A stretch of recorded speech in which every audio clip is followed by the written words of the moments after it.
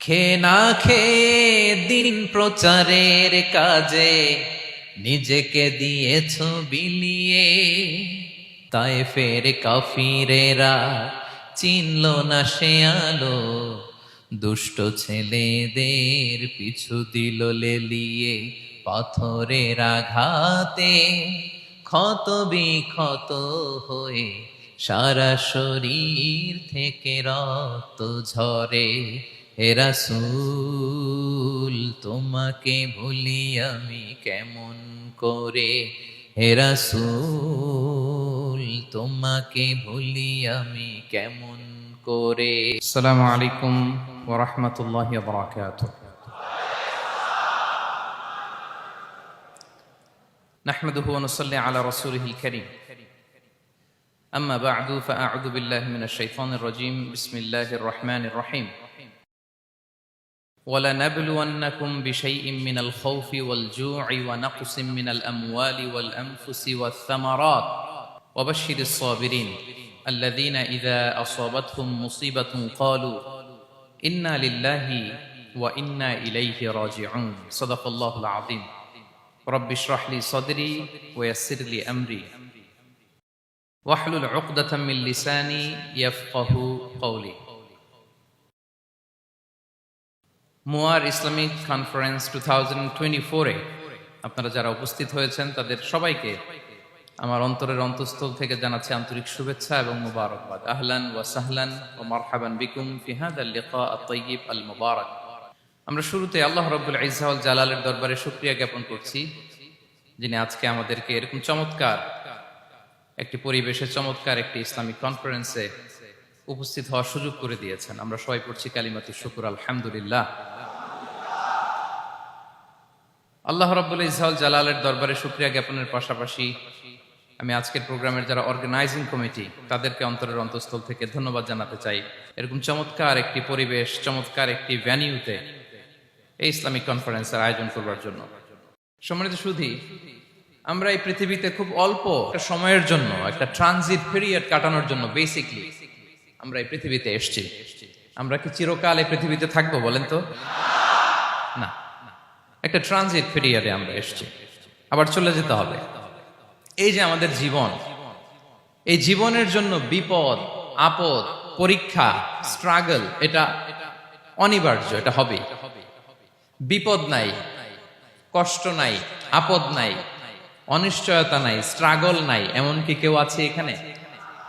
কেউ কি হাত তুলে বলতে পারবেন যে হুজুর আমার জীবনে কোনো বিপদ নাই, অথবা আমার জীবনে কোনো দুঃখ নাই, কষ্ট নাই, কোনো স্ট্রাগল নাই, কোনো রিস্ক নাই? এরকম সৌভাগ্যবান কেউ আছেন এখানে? তাহলে জীবনের জন্য পরীক্ষা এটা অনস্বীকার্য, হবেই হবে পরীক্ষা। পৃথিবীর জীবনটাই এমন, এভাবেই এই লাইফকে ডিজাইন করা হয়েছে। পরীক্ষা থাকবে, এখানে বিপদ থাকবে, এগুলো উত্তীর্ণ হয়ে আপনাকে যেতে হবে। চির সুখ চির শান্তি এটাই পৃথিবীতে হয় না। চির সুখ এবং চির শান্তির জায়গা হচ্ছে জান্নাত। চির সুখ এবং চির শান্তি কোথায়? এটা জান্নাতের বৈশিষ্ট্য।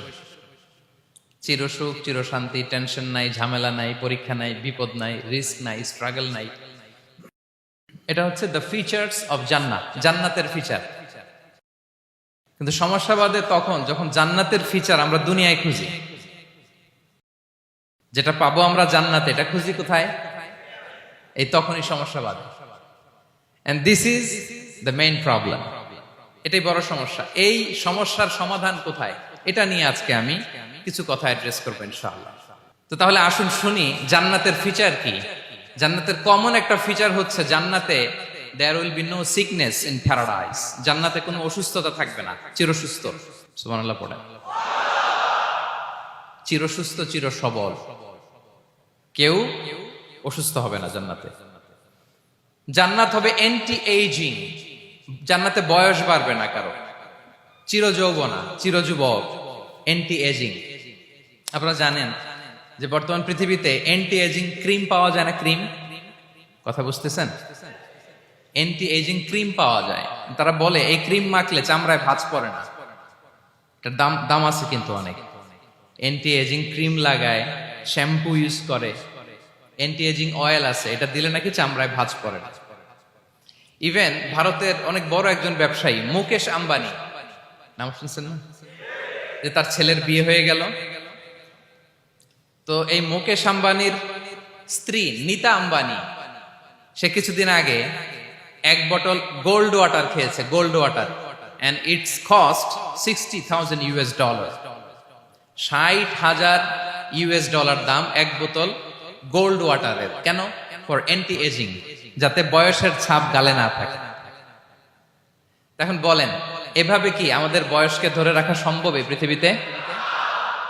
সম্ভব না, কারণ এই ফিচারটা দুনিয়ার ফিচার না, এটা জান্নাতের ফিচার। সুবহানাল্লাহ পড়েন। তাহলে জান্নাতে কেউ অসুস্থ হবে না, জান্নাত হবে চির যৌবন, চির যৌবনা, ওখানে আমরা যুবক থাকবো, প্রত্যেকে 33 বছরের যুবক যুবতী হয়ে জান্নাতে ঢুকবো। বিষ্ণু ইসলাম বলেন, আহলুল জান্নাতি জুরদা ওয়া মুরদা ওয়া আবনাউ সালাসিন ওয়া সালাসিন, জান্নাতে যারা যাবে শুভ্র দাড়িবিহীন, প্রত্যেকে হবে 33 বছর বয়সের। ওই যে 33 বছর বয়সে একবার ঢুকলেন, আর বয়স বাড়বে না, ওইটাই চিরকাল ওই বয়স পাবেন। জান্নাতের আরেকটা ফিচার হচ্ছে নো ফ্রাস্ট্রেশন, কোনো চিন্তা নাই, দুশ্চিন্তা নাই, হাইপার টেনশন নাই, সজীব প্রাণবন্ত। সুবহানাল্লাহ। জান্নাতের আরেকটা ফিচার হচ্ছে there is no expiry date in জান্নাত। এক্সপায়ারি ডেট আছে? জান্নাতে যে ঢুকবো 7 দিনের জন্য চেক ইন, নাকি চেক ইন কয় দিনের জন্য? 7 দিন, 10 দিন পরে চেক আউট করে ফেলবে, এরকম না। নো এক্সপায়ারি ডেট, আজীবন একবার এন্ট্রি পেলে বের হওয়ার টেনশন নাই। আল্লাহু আকবার। তাহলে no expiry date, rather it's eternal, আজীবন থাকবেন, খালিদিনা ফিহা, চিরকাল থাকবেন। এবং জান্নাতের সবচাইতে গুরুত্বপূর্ণ ফিচার হচ্ছে there will be no death in জান্নাত। জান্নাতে আপনার আর মৃত্যু হবে না, মৃত্যুর বিদায় হবে, তার মানে আপনি অমর হবেন। তাহলে আপনি চির সুস্থ, চির সবল হবেন জান্নাতে, চির যুবক থাকবেন, প্রাণবন্ত থাকবেন, আপনি অমর হবেন, আপনি জান্নাতে মরবেন না। জান্নাতীরা যখন জান্নাতে যাবে, ফেরেশতারা ডেকে বলবে, ইয়া আহলাল জান্নাতি ইন্না লাকুম আন তাসিহু ফালা তাসকামু আবাদা। জান্নাতীরা চিরকাল সুস্থ থাকবা, অসুস্থ হবা না। ইন্না লাকুম আন তাশিব্বু ফালা তাহরামু আবাদা, তোমরা শাবাব থাকবা, বুড়া হবা না। ওয়া ইন্না লাকুম আন তাহইয়াউ ফালা তামুতু আবাদা, চিরকাল বেঁচে থাকবা, মরবা না। এবং সেদিন জান্নাতে মৃত্যু দেয়া হবে, মৃত্যু দেয়া হবে। ইউতাল মাউতু বিকাবশিন আমলাহ, একটা ছাগলের আকৃতিতে মৃত্যুকে আনা হবে। ফায়ুযবাহুল মাউত, মৃত্যুকে জবাই দেয়া হবে। এবার জান্নাতীরা তাকিয়ে থাকবে, ফেরেশতারা বলবে, ইয়া আহলাল জান্নাতি খুলুদুন ফালা মাউত, হে জান্নাতীরা চিরকাল এই জান্নাতে থাকবে। তাহলে জান্নাতের ফিচার পাইছেন? এখন কোন বোকা যদি এই ফিচার দুনিয়ায় খোঁজে, পাবে? পাবে না, কারণ দুনিয়ার ফিচার আলাদা। দুনিয়ার ফিচার কি? এই দুনিয়াতে বিপদ আসবে, কষ্ট আছে দুনিয়াতে, হতাশা আছে, ভয় আছে, অসুস্থতা আছে, বার্ধক্য আছে, এবং এই দুনিয়ার একটা এক্সপায়ারি ডেট আছে না? দ্য ডে ইউ ডাই, যেদিন আপনি মারা যাবেন, এটা আপনার এক্সপায়ারি ডেট, চলে যেতে হবে, চলে যেতে হবে। এই পৃথিবীতে মৃত্যুর অস্তিত্ব আছে, সবকিছু থমকে দিয়ে, আপনাকে চমকে দিয়ে মৃত্যু চলে আসবে, ঠিক কিনা বলেন? তাহলে এগুলো হচ্ছে দুনিয়ার ফিচার। এই দুনিয়াতে বিপদ আপদ, কষ্ট, ঝুঁকি, স্ট্রাগল, বার্ধক্য, অসুস্থতা, এগুলো নিয়ে আমাদেরকে টিকে থাকতে হয়। এটা দুনিয়ার ফিচার, মিলাই ফেললে হবে না। জান্নাতের ফিচার একটা, দুনিয়ার ফিচার আরেকটা। দুনিয়াতে কষ্ট থাকবে, বিপদ আপদ থাকবে। এই দুনিয়ার ফিচারটা আল্লাহ তাআলা কোরআনের একটা আয়াতে খুব চমৎকার ভাবে উল্লেখ করেছেন, সেটা দিয়েই আমি আলোচনা শুরু করেছি। আল্লাহ তাআলা ইরশাদ করছেন, ওয়ালা নাবলুওয়ান্নাকুম বিশাইইম মিনাল খাউফি ওয়াল জুই ওয়া নাকসিম মিনাল আমওয়ালি ওয়াল আনফুসি ওয়াস সামারাত ওয়া বাশশিরিস সাবিরিন।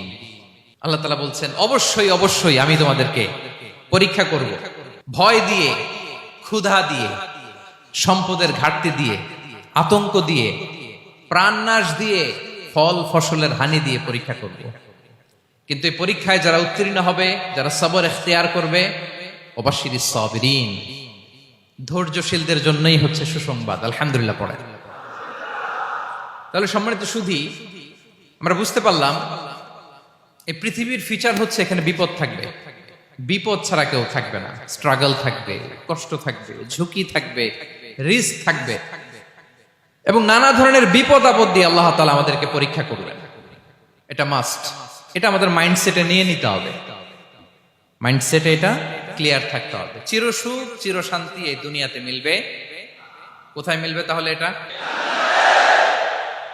তাহলে বিপদ আসবেই, আপদ আসবেই, পরীক্ষা থাকবেই আমাদের জীবনে। তবে ইন্টারেস্টিংলি মজার বিষয় হচ্ছে পরীক্ষাটা এক একজনের এক এক রকম। পুরো পৃথিবীটা একটা পরীক্ষা ক্ষেত্র, কিন্তু কারো প্রশ্নপত্রের সাথে কারো প্রশ্নপত্রের কোনো মিল নাই। সুবহানাল্লাহ।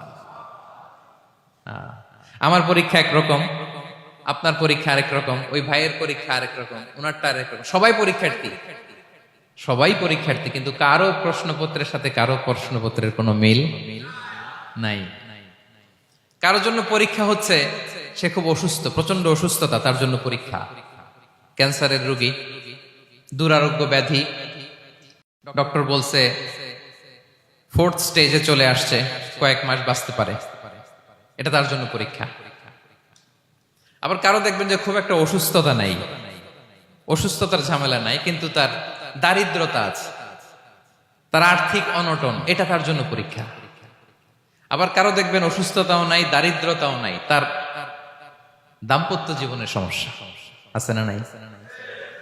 অনেকের দেখবেন এগুলো কোনোটাই সমস্যা না, তার ছেলে কথা শোনে না, মাদকাসক্ত। আহা, মাদকাসক্ত, রিহ্যাবে পাঠায়, আবার আসে, আবার গাঁজা খাওয়া শুরু করে, আছে না নাই বলেন? দেখেন তার পরীক্ষাটা আবার আলাদা। অনেকের দেখবেন মেয়ে বাবার কথা শোনে না। আবার অনেকের দেখবেন যে ব্যবসায় সমস্যা, লসের পর লস, লাভ উঠাতে পারে না। তাহলে পরীক্ষা ছাড়া, বিপদ আপদ ছাড়া দুনিয়াতে কেউ নাই, কেউ নাই প্রিয় ভাইরা। এটা আমাদের মাথায় রাখতে হবে। পরীক্ষা আপনাকে দিতেই হবে, পরীক্ষা দিয়ে দিয়েই নিজেকে প্রমাণ করতে হবে। আর এক একজনের পরীক্ষাটা এক এক রকম, কারো পরীক্ষার সাথে কারো পরীক্ষার কোনো মিল থাকবে না। তো মাঝে মাঝে আমরা এটা ভুলে যাই। আল্লাহ তাআলা কালামে পাকে রিমাইন্ডার দিয়ে আমাদেরকে স্মরণ করিয়ে দিতে চান যে এই পৃথিবীতে আসলে তোমরা এসেছো পরীক্ষা দিতে। এটাই জীবনের বড় বাস্তবতা। আমাদের জীবনে যত হতাশা, আমাদের জীবন নিয়ে যত অভিযোগ, আমাদের মনে যত কষ্ট, আমাদের হৃদয়ের ভেতরে যত অস্থিরতা, তার মূলে হচ্ছে এই সমস্যা যে আমরা ভুলেই গেছি আমরা পরীক্ষা দিতে আসছি। এটা যদি ভুলে না যান, এটা যদি আপনার মাইন্ডসেটে থাকে যে পুরো জীবনটা একটা পরীক্ষা, তাহলে দেখবেন কোনো কিছু আপনাকে কাবু করতে পারবে না। আপনি হতাশ হবেন না, জীবন নিয়ে আর অভিযোগ থাকবে না, আপনি ভেঙে পড়বেন না, সব অভিযোগ হতাশা দূর হয়ে যাবে। তার মানে বুঝতে পারলাম পরীক্ষা আপনাকে দিতেই হবে। পরীক্ষা দেয়া ছাড়া এই পৃথিবী থেকে চলে যাওয়ার কোনো চান্স বা সুযোগ আমাদের কারো নেই। সূরাতুল আনকাবুতে আল্লাহ তাআলা এই কথাটা আরো চমৎকার ভাবে বলেছেন। আল্লাহ তাআলা ইরশাদ করছেন, আহাসিবান নাসু আইয়ুতরাকু আইয়াকুলু আমান্না ওয়া হুম লা ইফতানুন ওয়ালাকাদ ফাতান্নাল্লাযীনা মিন ক্বাবলিহিম ফালা ইয়া'লামান্নাল্লাহু আল্লাযীনা সাদাকু ওয়ালা ইয়া'লামান্নাল কাযিবিন। আল্লাহ বলেন, মানুষকে ভেবেছে সে শুধু বলবে আমি ঈমানদার আর তাকে আমি জান্নাতে ঢুকাই দিব? না, কখনো না, কোশ্চিন কালেও না। বরং পূর্ববর্তীকালে যারা পৃথিবীতে এসেছিল তাদেরকে আমি পরীক্ষায় নিয়েছি, পরীক্ষা করেছি, এবং তাকেও ঈমানের প্রশ্নে সে সত্যবাদী না মিথ্যাবাদী পরীক্ষা দিয়ে দিয়ে নিজেকে প্রমাণ করতে হবে। ঠিক কিনা বলেন? পরীক্ষা দিয়ে আপনাকে প্রমাণ করতে হবে। এবং এই পরীক্ষার ব্যাপারটা, এটা যে শুধু আমরা সাধারণ মানুষ আমাদের জীবনে দুঃখ বিপদ পরীক্ষা এমনটা না। এই পৃথিবীর সবচাইতে শ্রেষ্ঠ মানুষ যারা ছিলেন তাদেরকে আল্লাহ পরীক্ষা নিয়েছেন। বলেন তো এই পৃথিবীতে সবচাইতে শ্রেষ্ঠতম মানুষ কারা? সবচাইতে শ্রেষ্ঠ ভালো মানুষ কারা ছিল পৃথিবীতে? বলেন তো নবীরা। আওয়াজ করে বলেন তো কারা? তো বলেন তো নবীদের জীবনে পরীক্ষা ছিল কি ছিল না? হ্যাঁ ছিল। বেশি না কম? বিষ্ণু ইসলামকে জিজ্ঞাসা করা হলো, আইয়ুন নাসি আশাদ্দু বালাআন ইয়া রাসূলুল্লাহ, হে আল্লাহর রাসূল, এই পৃথিবীতে কাদের জীবনে পরীক্ষা বেশি? বিষ্ণু ইসলাম বললেন, আল আম্বিয়া, নবীদের জীবন। আল আম্বিয়া সুম্মাল আমসাল ফাল আমসাল, সবচাইতে জীবনে পরীক্ষার সম্মুখীন সবচাইতে বেশি হয়েছেন নবীরা। তারপরে নবীদের পরবর্তী অবস্থান যাদের, সিদ্দিকিন যারা, সোহাদা যারা, সলিহিন যারা, আল্লাহওয়ালা যারা, তাদের জীবনে পরীক্ষা বেশি। ইউবতালার রাজুলু আলা হাসাবি দীনি, ব্যক্তির দিনদারি যত বেশি তার জীবনে আল্লাহর পরীক্ষাও তত বেশি।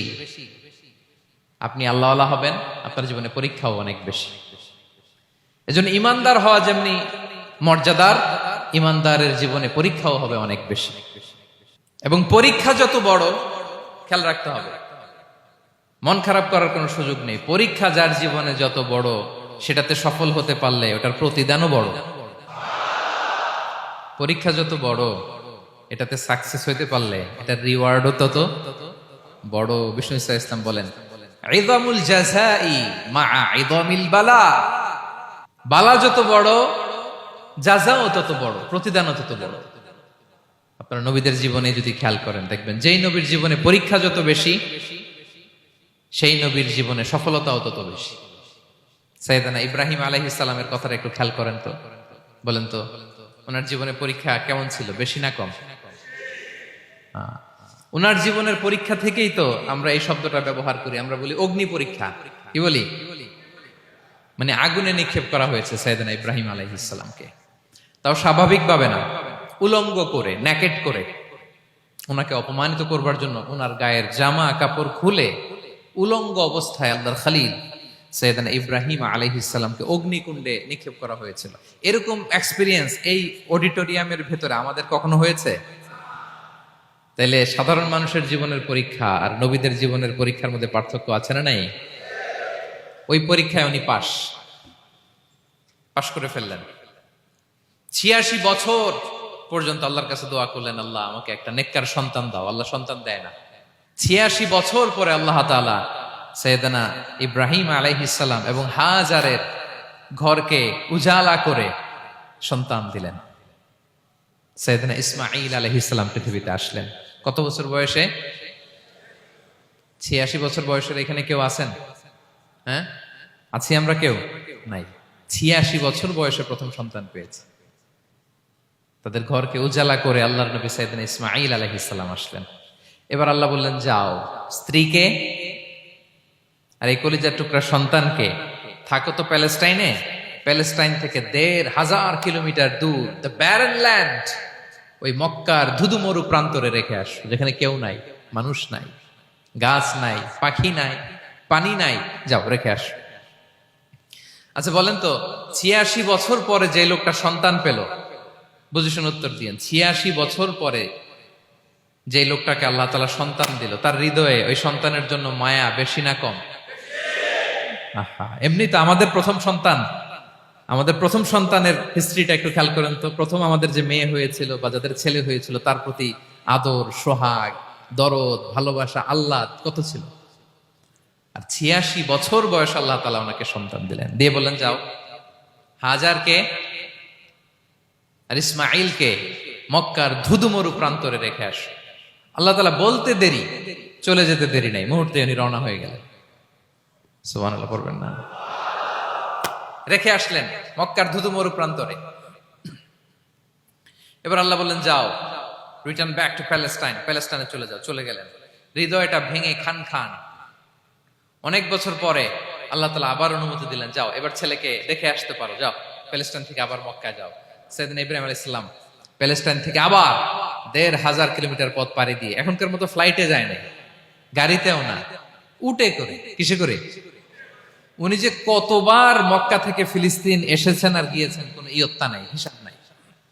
গেলেন, এবার ছেলেটা হাঁটতে পারে, দৌড়াতে পারে, একটু একটু কথা বলতে পারে, আব্বু আব্বু ডাকতে পারে। কেমন মায়া লাগে বলেন তো? মায়া ভালোবাসায় যখন টইটম্বুর, ঠিক ওই মুহূর্তে আল্লাহ বললেন, ছেলেকে জবাই করো, জবাই করো ছেলেকে।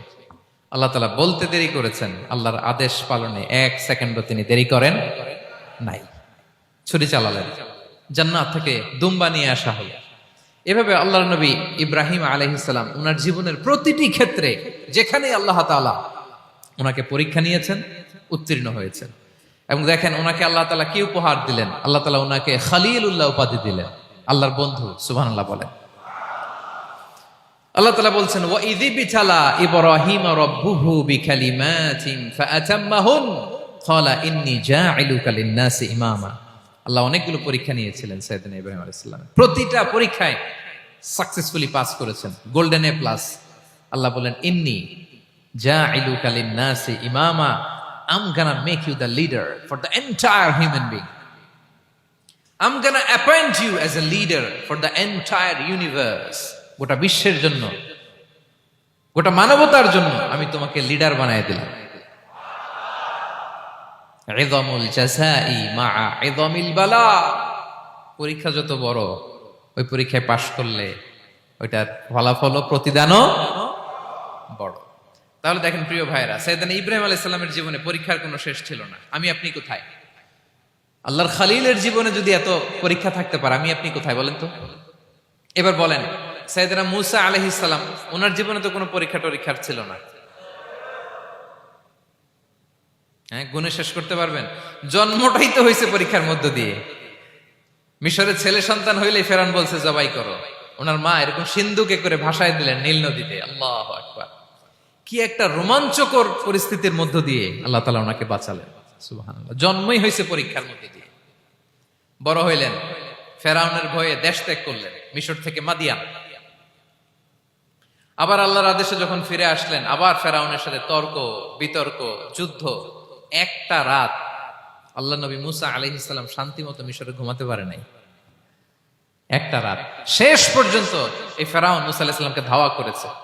ফেরাউনের ধ্বংসের আগ পর্যন্ত সে মুসা আলাইহিস সালামকে ধাওয়া করেছে। তার মানে মুসা আলাইহিস সালাম এই বিপদ আপদ পরীক্ষা এগুলো থেকে মুক্তি পান নাই। এবার বলেন ঈসা আলাইহিস সালামের কথা। ওনার জীবনে তার পরীক্ষা ছিল না? কি পরীক্ষা ছিল? হ্যাঁ, আল্লাহু আকবার। Same scenario goes to the biography of every messenger in the world. পৃথিবীর সব নবীর ক্ষেত্রে একই ঘটনা ঘটেছে।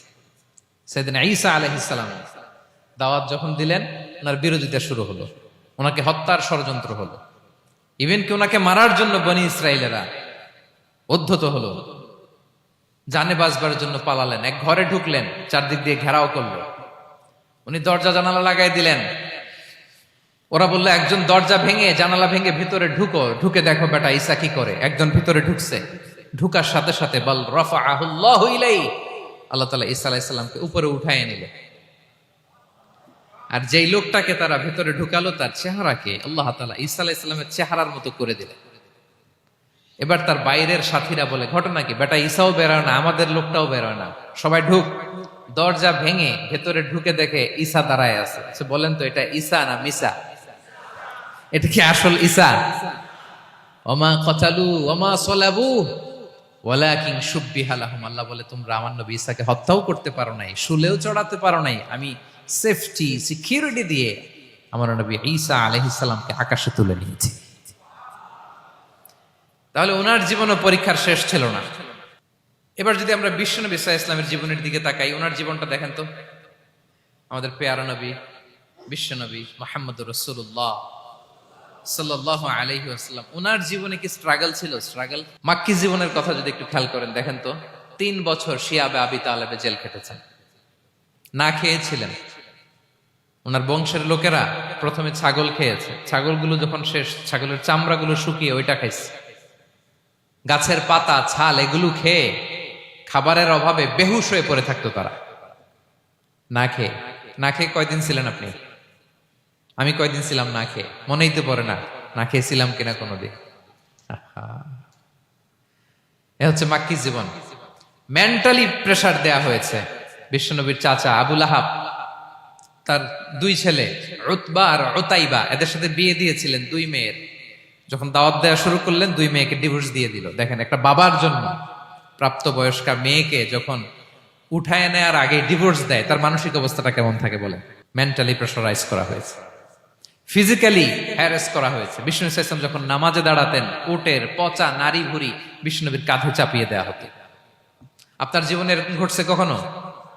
আপনি নামাজ পড়তেছেন, উটের পচা নারী ভুঁড়ি আপনার কাঁধে চাপিয়ে দেওয়া হয়েছে। কয়দিন হয়েছে এরকম? কয়দিন হয়েছে? হ্যাঁ, তারপরে তো আলহামদুলিল্লাহ বেরোয় না মুখ দিয়ে। কেমন আছেন হুজুর কোয়েন না, বেশি একটা সুবিধার না, তাই না? বেশি একটা একটু মিলাবেন। কতটুকু পরীক্ষা আমরা দিয়েছি। তায়েফে গেলেন বিশ্বনবী, তায়েফে গেছিলেন জমির বায়না দিতে, তাই না? জমি কিনবে তায়েফে। তায়েফবাসীদেরকে জাহান্নামের আগুন থেকে বাঁচাতে গিয়েছিলেন, নিজের জন্য না। সেখানে তায়েফের ছেলেরা পাথর মেরেছে বিষ্ণু ইসলামের গায়ে। এত শুভ্র দেহ ছিল, চেহারা ছিল, বিষ্ণুবীর গা দিয়ে ঝরঝর করে রক্ত ঝরেছে। ফিজিক্যাল হ্যারাসমেন্টের শিকার হয়েছেন বিষ্ণু ইসলাম। যখন যেদিন বিষ্ণু ইসলামকে হত্যার ষড়যন্ত্র করা হলো, আল্লাহ তাআলার আদেশে তিনি মক্কা থেকে মদিনা হিজরত করলেন। মদিনাতে যে একটা রাত, সপ্তম হিজরির আগ পর্যন্ত শান্তিতে ঘুমাতে পারেন নাই। 3 দিকে 3 ইহুদি বসতি, বনু কাইনুকা, বনু নদীর, বনু কুরাইজা। আহা, খাওয়ার মধ্যে বিষ মিশিয়ে দেয়া হয়েছিল বিষ্ণু ইসলামের। বাজুর, খাসির বাজুর রান পছন্দ করতেন। এক ইহুদি মহিলা বিষ্ণু ইসলামের ওই রানের মধ্যে বিষ মিশিয়ে দিয়েছিল। ওই বিষের যন্ত্রণায় মৃত্যুর আগ পর্যন্ত বিষ্ণুনবী কাতরাতেন। এবং উনি ইন্তেকালের সময় ওই বিষের ব্যথা যন্ত্রণাতে ইন্তেকাল করেছেন। বিষ্ণুনবীর ইন্তেকালটা শাহাদাতের ইন্তেকাল ছিল। বিষ্ণু ইসলাম বলেছেন, ওই যে খায়বার এলাকার ওই মহিলা যে আমার খাবারে বিষ মিশিয়েছিল, সেই বিষের যন্ত্রণা, বেদনা, কষ্ট আমি অনুভব করছি। খেয়ে না খেয়ে দিন প্রচারের কাজে নিজেকে দিয়েছ বিলিয়ে, তায়েফের কাফিরেরা চিনল না সে আলো, দুষ্ট ছেলেদের পিছু দিল লেলিয়ে, পাথরের আঘাতে ক্ষত বিক্ষত হয়ে সারা শরীর থেকে রক্ত ঝরে। হে রাসূল তোমাকে ভুলি আমি কেমন করে, হে রাসূল তোমাকে ভুলি আমি কেমন করে। হাজার ব্যথা বেদনার পরে ফিরে আসনি তুমি আপন ঘরে, দিনের আলো তুমি ছড়িয়ে দিতে চলে গেলে মদিনায় মক্কা ছেড়ে। হে রাসূল তোমাকে ভুলি আমি কেমন করে, হে রাসূল তোমাকে ভুলি আমি কেমন করে। ঠিক কিনা বলেন? একটা রাত শান্তিতে, শান্তির ঘুম তিনি দিতে পারেন নাই। প্রিয় ভাইরা, তাহলে আমরা কি বুঝলাম? বিশ্বনবীর জীবনও পরীক্ষা ছিল কি ছিল না? আমাদের উপায় আছে? আমরা বাঁচতে পারবো এই বিপদ আপদ পরীক্ষা ঝঞ্ঝাল থেকে? বাঁচতে চাইলেও বাঁচতে পারবো? পারবো না। ইমাম মালিক আলাইহি রাহমা নাম শুনেছেন? ইমাম মালিক, ওনার জ্ঞান থেকে লাখো লাখো মানুষ উপকৃত হয়েছে, কোটি কোটি মানুষ উপকৃত হয়েছে। মদিনার রাস্তায় রশি দিয়ে ওনাকে টেনে হিচড়ে এক এলাকা থেকে আরেক এলাকায় নিত জালেম বাদশারা। ইমাম মালিক আলাইহি রাহমা। ইমাম আহমদ ইবনে হাম্বল, ওনাকে বেত্রাঘাত করা হতো, চাবুক দিয়ে পেটানো হতো। আমাদের মাযহাবের ইমাম আল ইমাম আল আযম আবু হানিফা আলাইহি রাহমা, ওনাকে কারাবন্দী করা হয়েছিল। তার মানে দেখেন, যত বড় বড় স্কলার, যত বড় বড় মাশায়েখ, এমনকি আম্বিয়া আলাইহিমুস সালাম, ওনারাও পরীক্ষা বিপদ আপদ থেকে রেহাই পান। পাইছে? তাহলে আপনি আর আমি পাবো? বলেন তো। তাহলে এটা আমাদের ব্রেইনে গেঁথে নিতে হবে যে জীবন মানেই এখানে বিপদ থাকবে, পরীক্ষা থাকবে, স্ট্রাগল করে করে আমাকে আগাতে হবে। কেউ আমার জন্য রেড কার্পেট বিছিয়ে রাখবে না। এই জীবনটা বড় জটিল। This is life, how it's design. এভাবেই পৃথিবীকে ডিজাইন করা হয়েছে। এখানে বিপদ আছে, কষ্ট আছে। এই পরীক্ষা দিয়ে দিয়ে আপনাকে উত্তীর্ণ হতে হবে। বুঝতে পেরেছেন প্রিয় ভাইরা? নাও দ্য কোশ্চেন আরাইজ, এখন প্রশ্ন হচ্ছে, কেন আল্লাহ এই পরীক্ষা নেন? কেন? আল্লাহ তাআলা সূরা মুলকে বলেছেন, এই পৃথিবী সাজানোর, এই জীবন মৃত্যুর এই খেলা, এটা এটার উদ্দেশ্যটাকে আল্লাহ তাআলা স্পষ্ট করে বলেছেন, আল্লাযী খালাকাল মাউতা ওয়াল হায়াতা লিয়াবলুয়াকুম আইয়ুকুম আহসানু আমালা। জীবন মৃত্যু দিয়ে তোমাদের জীবনকে সাজানো হয়েছে এজন্য, যাতে করে তিনি তোমাদের পরীক্ষা করতে পারেন। কি করতে পারেন? তোমাদের মধ্যে কে সৎকর্মে অগ্রগামী, কে কাজে ভালো, আমলে ভালো, এটা দেখার জন্য। বেসিকলি আল্লাহর দেখার প্রয়োজন নাই, আমাদেরকে দেখানোর জন্য এই পরীক্ষার আয়োজন। আমি ভালো করবো না খারাপ করবো এটা আল্লাহ জানে না? তো ওনার পরীক্ষা করা লাগে কেন? কথা বলেন। আমি জান্নাতি না জাহান্নামী এটা আল্লাহ জানেন না? বেসিকলি আমাদেরকে জানানোর জন্য এই পরীক্ষার আয়োজন। কাদেরকে জানানোর জন্য? মানে তুমি জেনে যাও তুমি জান্নাতি না জাহান্নামী। আমি ভালো করেই জানি। একটা ছোট্ট উদাহরণ দিলে বুঝতে পারবেন প্রিয় ভাইয়েরা। ধরেন আল্লাহ তাআলা দুইজনকে সৃষ্টি করলেন। উদাহরণস্বরূপ একজনের নাম আব্দুল্লাহ আর একজনের নাম আব্দুর রহমান। সৃষ্টির পরে আব্দুল্লাহকে বললেন, আব্দুল্লাহ আমি জানি তুমি পৃথিবীতে 50 বছর হায়াত পাইতা, খুব ভালো কাজ করতে, তুমি দুনিয়াতে অনেক ভালো কাজ করতে, এটা আমি আগেই জানি, আমার অসীম জ্ঞান বলে আমি আগে থেকেই জানি। তো যাও, তোমার এইমাত্র সৃষ্টি করলাম, যাও তুমি জান্নাতে ঢুকে যাও, কারণ আমি জানি তুমি জান্নাতি হবে।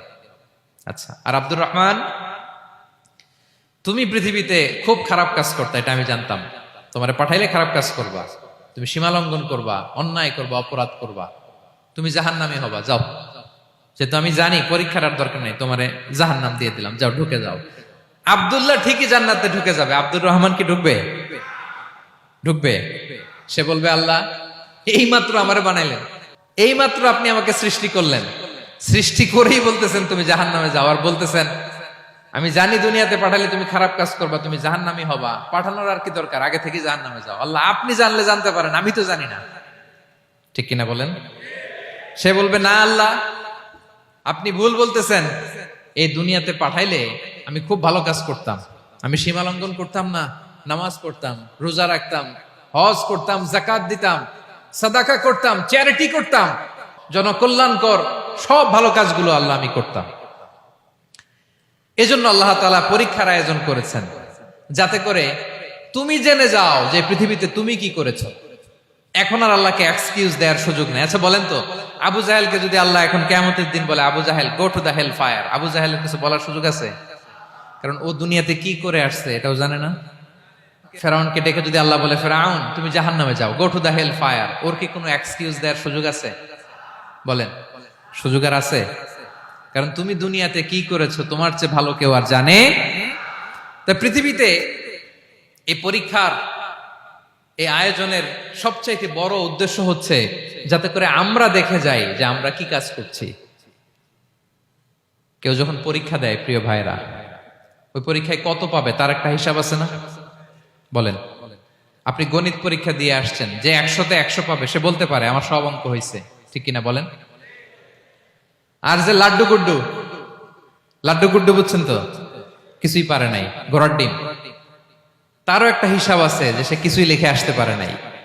তাই পৃথিবীতে এই পরীক্ষার আয়োজনের প্রধানতম কারণ হচ্ছে যাতে করে আমরা বুঝে যেতে পারি যে আমরা কোথায় যাব, জান্নাতে না জাহান্নামে। প্রিয় সুধী, এ পর্যায়ে আমরা জানবো এই যে পরীক্ষা আল্লাহ তাআলা নিচ্ছেন আমাদেরকে, এই পরীক্ষায় সফল হওয়ার মূল মন্ত্র কি। কোরআনে বিভিন্ন আয়াতে এই পরীক্ষার কথা বলা হয়েছে এবং এই পরীক্ষার সফলতার মূল মন্ত্রও কোরআনে ঘোষিত হয়েছে। আলহামদুলিল্লাহ বলেন। যে আয়াত দিয়ে আমি শুরু করেছি, এই আয়াতে আল্লাহ তাআলা বলেছেন, ওয়াবাশশিরিস সাবিরিন, নবী হে ধৈর্যশীলদেরকে আপনি সুসংবাদ দিন, ধৈর্যশীলদেরকে সুসংবাদ দিন। তার মানে বিপদে ধৈর্য ধারণ করতে হবে প্রিয় ভাইরা। ইন্নামাস সাবরু ইনদা সাদামাতিল উলা। বিপদে আমরা অনেক সময় প্যানিক হয়ে যাই, অস্থির হয়ে যাই, কি করব, হতাশ না। মুমিনরা হতাশ হয় না, ধৈর্য ধারণ করে। কি করে? কি করে? ধৈর্য ধারণ করার শক্তি দাও গো মেহেরবান আমায়, দাও গো মেহেরবান। পড়েন, ধৈর্য ধারণ করার শক্তি দাও গো মেহেরবান আমায়, দাও গো মেহেরবান। সবাই বলুন একসাথে, ধৈর্য ধারণ করার শক্তি দাও গো মেহেরবান আমায়, দাও গো মেহেরবান। বুকের ভেতর ব্যথার নদী বইছে অবিরাম, বইছে বইছে অবিরাম। পড়ুন, ধৈর্য ধারণ করার শক্তি দাও গো মেহেরবান, আমায় দাও গো মেহেরবান। পড়েন আমিন। আল্লাহ যেন বিপদে আমাদেরকে ধৈর্য ধারণ করার তৌফিক দান করে। প্রিয় ভাইয়েরা, ধৈর্য এটা এমন একটা গাছ যে গাছের সারা গায়ে কাটা, কিন্তু এই গাছের ফলটা বড় সুস্বাদু। আই রিপিট, আমি আবারও বলছি, ধৈর্য এটা এমন একটা গাছ যে গাছের সারা গায়ে কাটা, কিন্তু ফলটা বড় মিষ্টি, ফলটা বড় সুস্বাদু। সবাই ধৈর্য ধারণ করতে পারে না। বিষ্ণু ইসলামকে আল্লাহ তাআলা নানা সময় আশ্বস্ত করেছেন, সান্ত্বনা দিয়েছেন, আর ধৈর্যের বাণী শুনিয়েছেন। আল্লাহ বলেন, ফাসবির কামা সবারা উলুল আজমি মিনার রসুল। নবী হে, আপনার আগে দৃঢ় প্রত্যয়ী নবীরা যেরকম ধৈর্য ধারণ করেছে, আপনিও ধৈর্য ধারণ করুন। সূরাতুল মুজাম্মিল আল্লাহ তাআলা বলছেন, ওয়াসবির আলা মা ইয়াকুলুনা ওয়াহজুরহুম হাজরান জামিলা। ওরা যাই বলুক, আপনি ধৈর্য ধারণ করুন, ওদের কথাকে ইগনোর করুন। Just ignore what they are saying to you. যা বলে আপনি জাস্ট ইগনোর করেন। ওরা বিষ্ণু ঈসা ইসলামের মনোবলকে ভেঙে দেওয়ার জন্য কখনো বিষ্ণু ঈসা ইসলামকে কবি বলে গালি দিত। কবি কি বলতো? শায়ের। কখনো বলতো মজনুন, পাগল। নাউজুবিল্লাহ পড়বেন না? পাগল বলে গালি দিত। মাঝে মাঝে বলতো কাহিন, গণক। মাঝে মাঝে বিষ্ণু ঈসা ইসলামকে তারা বলতো আবতার, লেস কাটা। মুহাম্মদ, তোমার ছেলে নাই, তোমার বংশ নির্বংশ হয়ে গেছে, তোমার নাম নেয়ার মতো কেউ নাই। আহা, কপাল পোড়া। গোটা বিশ্বব্যাপী বিষ্ণু ঈসা ইসলামের সুনাম সুখ্যাতি ছড়িয়ে দিয়েছে কে? আকাশ বাতাস মাড়িয়ে, সাত আকাশ ছাড়িয়ে আল্লাহর আরশ পর্যন্ত আল্লাহ তাআলা বিষ্ণুনবীর সুনাম সুখ্যাতিকে সুউচ্চ করেছেন। ঠিক কিনা বলেন? ইগনোর করুন। আপনাকে কবি বলে, গণক বলে, আপনাকে পাগল বলে, আপনাকে লেসকাটা বলে, জাস্ট ইগনোর দেন। বর্তমান সময়েও নানা ধরনের ট্যাগ আমাদেরকেও দেয় কি দেয় না বলেন? দেয়। আমাদেরকে কি বলে? মৌলবাদী বলে, বলে বলে ওই যে রাজাকার বলে। হ্যাঁ, রাজাকার রাজাকার খেলার দিন শেষ।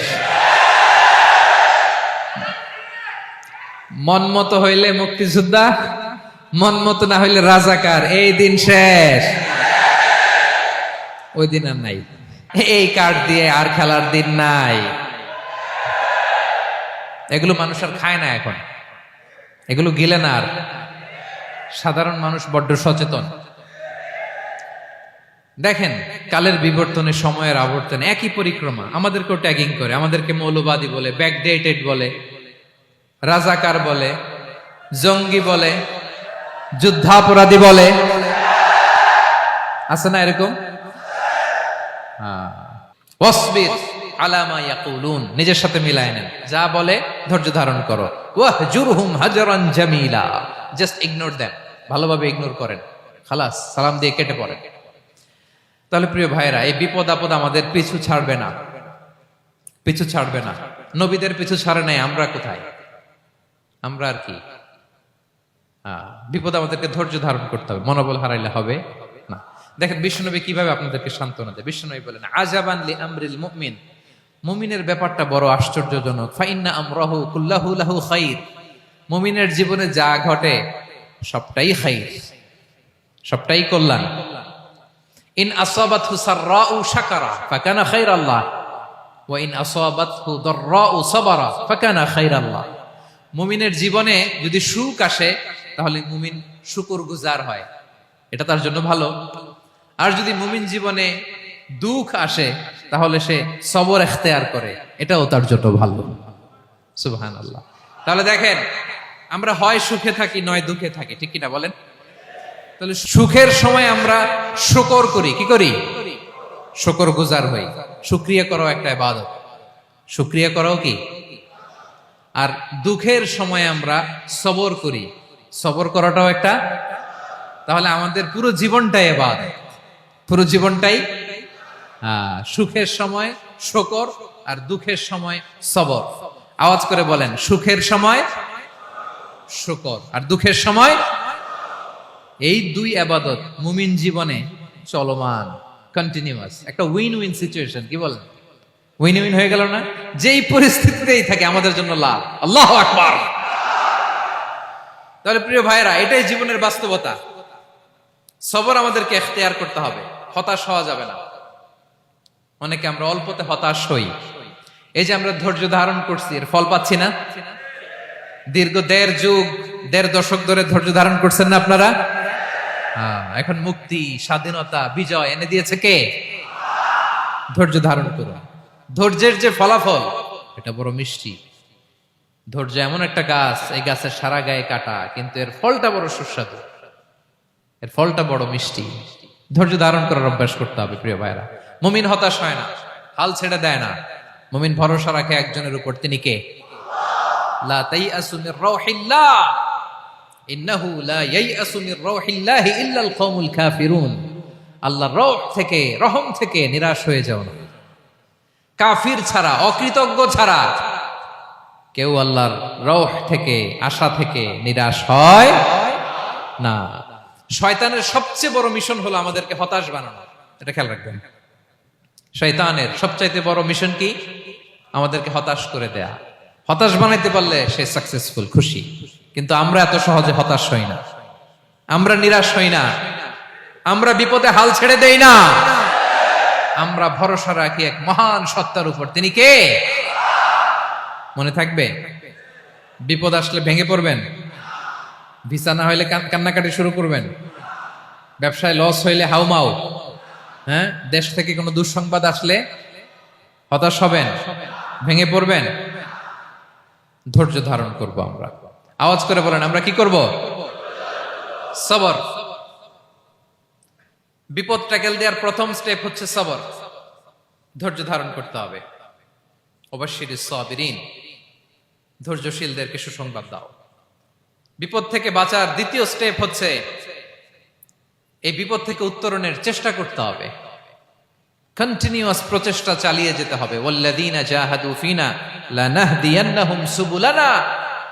যারা আমার রাস্তায় চেষ্টা করে, প্রচেষ্টা করে, স্ট্রাগল করে, তাদেরকে আমি পথ দেখিয়ে দেই, সুবুল দেখিয়ে দেই, ওয়ে আউট দেখায় দেই, এক্সিট দেখায় দেই। কোথাও আটকাবেন না আপনি, আপনাকে এক্সিট দেখায় দিবে কে? মালয়েশিয়াতে কেলুয়ার বলে না? কেলুয়ার কি বলে চিনেন? কেলুয়ার মানে কি? এক্সিট। এক্সিট পেয়ে যাবেন, আটকাবেন না আপনি জীবনে কোথাও। 3 নাম্বার, আল্লাহর উপর তাওয়াক্কুল করতে হবে বিপদ আসলে। ওমাইয়া তাওয়াক্কাল আলাল্লাহি ফাহুয়া হাসবুহ। আল্লাহর উপর যে তাওয়াক্কুল করে, আল্লাহই তার জন্য যথেষ্ট হয়ে যায়। তাহলে বিপদে প্রিয় ভাইরা আমরা প্যানিক হব না, ধৈর্য ধারণ করব, বিপদ থেকে উত্তরণের সর্বোচ্চ প্রচেষ্টা চালিয়ে যাব, আর ভরসা রাখবো একজনের উপর, তিনি কে? আর বিপদ আসলে এটাকে নেগেটিভলি নেবেন না সব সময়। বিপদ আপদ এটা অনেক পজিটিভ, ভালো জিনিস আমাদের জীবনে বয়ে নিয়ে আসে। শাইখুল ইসলাম ইবনু তাইমিয়া আলাইহি রাহমা, উনি বলতেন, খুব দামি কথা, খুব হেভি ওয়েট কথা, মনোযোগ দিয়ে শুনুন। তিনি বলতেন, যে নেয়ামত তোমাকে আল্লাহ থেকে দূরে সরায়, ওই নেয়ামতের চেয়ে বিপদ ভালো, যে বিপদ তোমাকে আল্লাহর দিকে ধাবিত করে।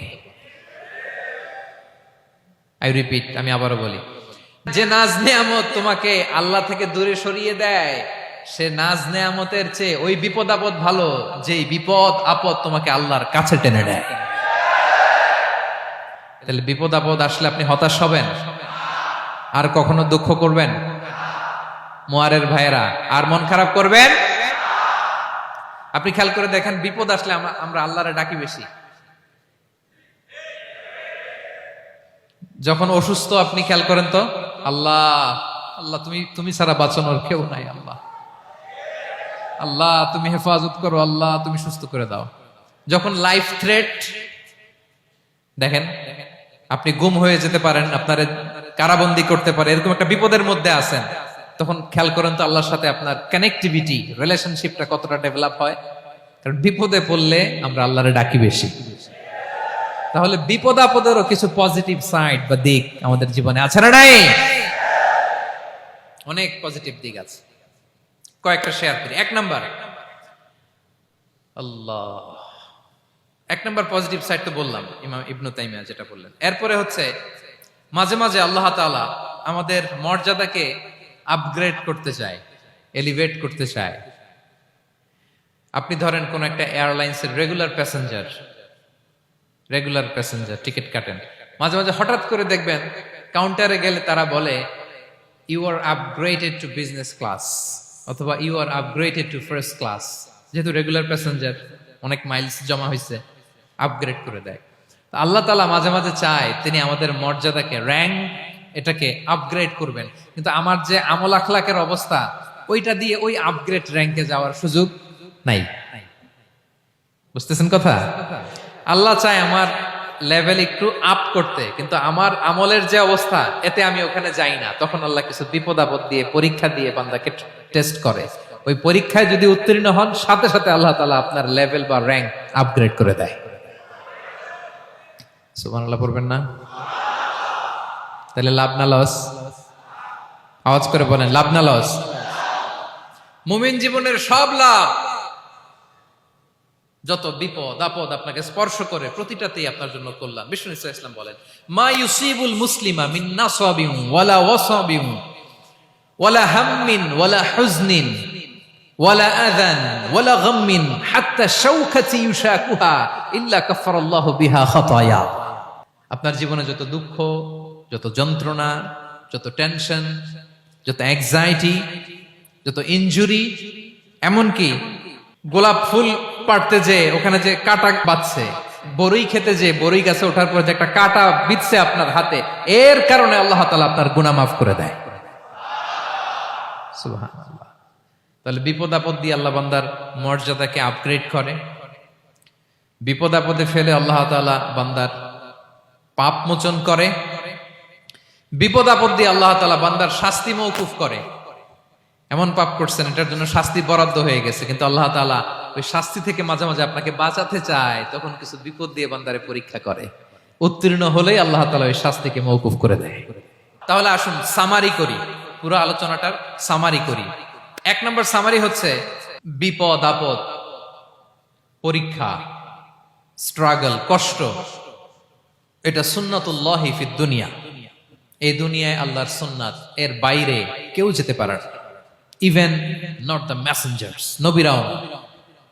আজকের আলোচনায় শুনছেন না নবীদের জীবন দিয়ে কি গেছে, ups and downs, test and trial, নবীরাও না।